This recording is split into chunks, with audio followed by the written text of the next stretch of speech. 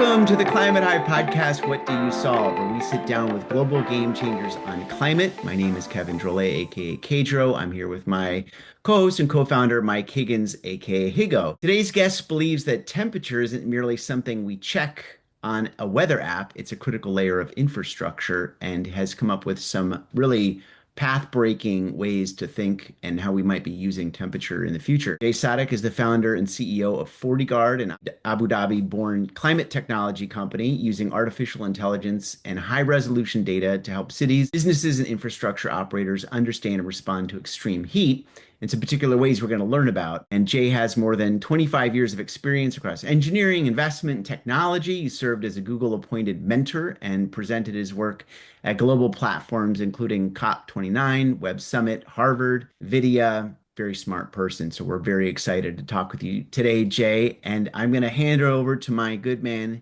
Higo, to kick us off. And let's get this conversation rolling. Jay, it's easy to kick off this because our first question is the name of our show. And we'll let you tell our audience. So, Jay, what do you solve? AKA Jay is the temperature guy. So I solve for temperature. Nice. I think we're working on a mission to bring temperature intelligence to the fingertip of everyone's use. And a reflection on that, or an example to that, is people use a lot of different apps. They make decisions every day, similar to which jacket to wear and where to run and how to run and all of that.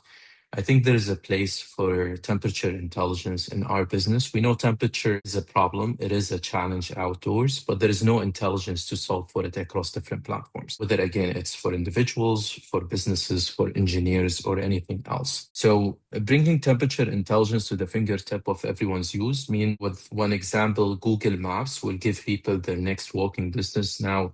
Given that it's hot times, their next walking distance for a cooler route instead of a shorter one. So this application never existed. What we really needed is temperature measured at a human level, temperature measured every second, the intelligence of that hyperlocal measurement every 10 meters square. The intelligence behind that is the temperature routing model that is built on large temperature models that can speak to the prediction requirements of such an application. So what is it that we're doing and why we're doing this?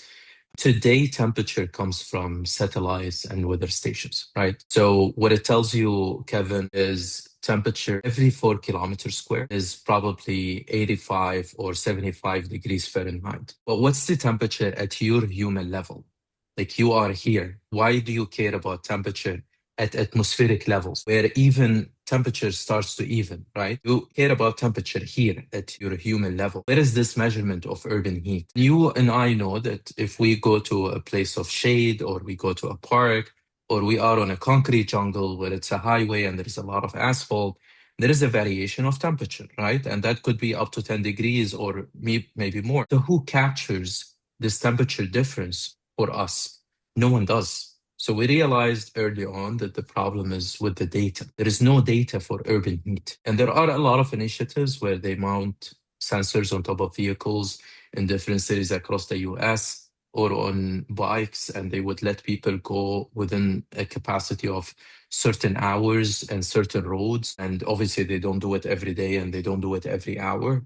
And they try to measure some temperature, and then they take that to build a heat map. But is it enough? Does it actually tell us everything? Does it measure temperature everywhere all the time? And we can't. So that's why we built our large temperature models, so it can predict the temperature everywhere all the time.